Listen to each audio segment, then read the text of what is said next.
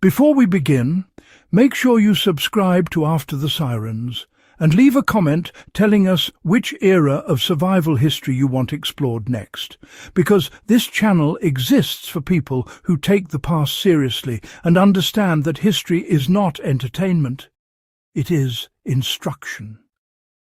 When settlers moved west in the 19th century, they were not chasing romance or freedom alone. They were stepping into a landscape where starvation was a constant threat, and where a single failed harvest could end an entire family line. Government aid did not exist. Supply chains were unreliable or non-existent. Winter could isolate homesteads for months. What kept people alive was not luck, but knowledge. The Wild West was sustained by food systems that modern society has largely forgotten, systems built on preservation, adaptation, and ruthless efficiency. Today we are examining 7 food hacks that allowed settlers to survive year-round, not in theory, but in daily practice.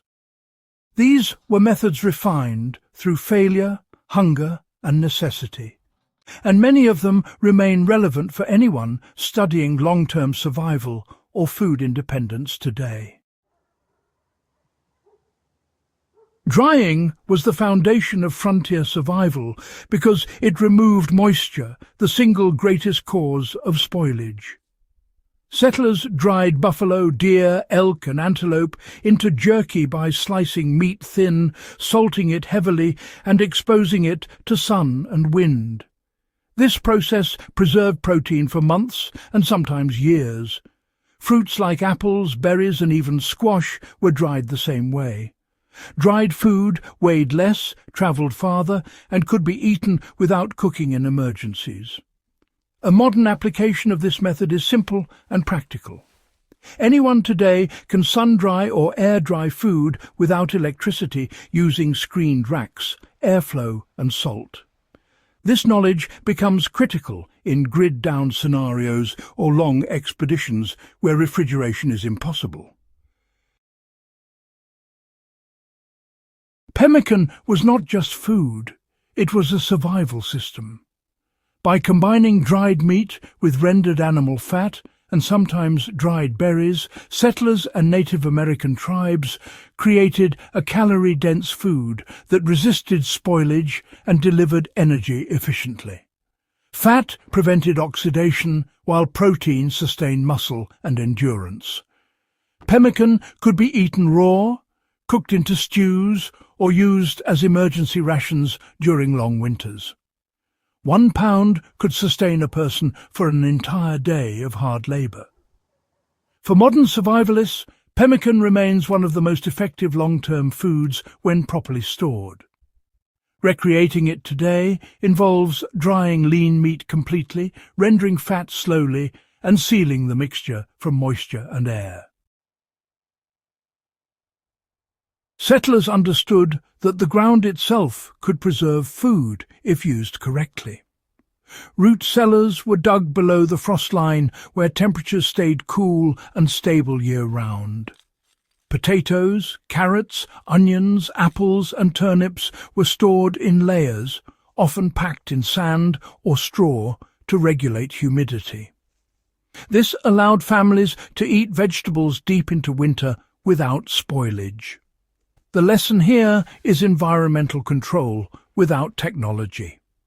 Modern homesteaders and off-grid households still rely on earth-sheltered storage, and even urban dwellers can adapt this principle by using cool basements or insulated underground containers. Flour alone does not guarantee bread. You see, yeast was scarce and unreliable on the frontier, which made sourdough starters invaluable. These living cultures were carried across trails, protected from freezing, and, well, shared among neighbours.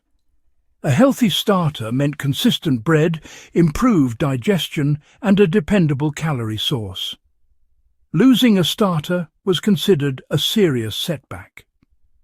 Today, sourdough knowledge offers food independence because it removes reliance on commercial yeast. Maintaining a starter requires only flour, water, and temperature awareness, making it a sustainable skill even during supply disruptions. Salt was a strategic resource in the Wild West. Meat was packed in barrels with salt to draw out moisture and prevent bacterial growth. Pork, beef and fish were preserved this way for months. The process required careful layering and drainage, but ensured food security when hunting failed. Applying this today involves understanding salt ratios and airflow, but it remains one of the most reliable non-electric preservation methods. Salt curing teaches patience and planning, traits essential to long-term survival. Hardtack was flour, water and salt baked repeatedly until all moisture was removed. It was not designed for pleasure, but for permanence. When stored correctly, it lasted years. Settlers softened it in water, coffee or stew before eating. Its value was not taste, but reliability. In modern preparedness planning, hardtack demonstrates the principle of last resort food.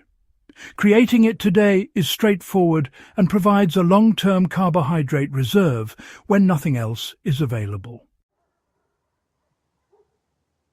Settlers did not rely solely on stored food. They learned which wild plants could supplement diets in every season. Dandelion greens, wild onions, cattail roots and berries provided vitamins that preserved foods lacked. This prevented deficiency diseases and extended food supplies. Learning local edible plants today builds resilience and reduces dependence on stored calories alone. Responsible foraging requires accurate identification and seasonal awareness, but it remains one of the most powerful survival skills. The Wild West was not survived by strength alone, but by systems of knowledge that turned scarcity into sustainability.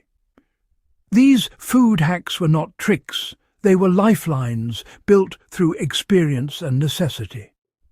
If this breakdown added something new to your understanding of frontier survival, subscribe to After the Sirens, share this video with fellow historians and survivalists, and leave a comment with the topic you want us to uncover next.